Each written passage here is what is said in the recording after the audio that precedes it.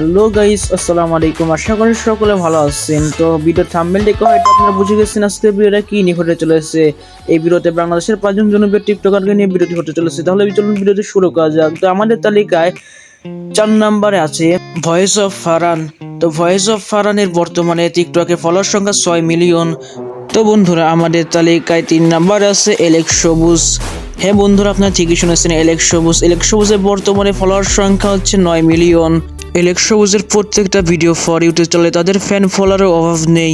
আমাদের তালিকায় 2 নম্বরে আছে Omar on fire. Omar on ফায়ারের বর্তমানে টিকটকে ফলোয়ার সংখ্যা 9 মিলিয়ন 4 লাখ।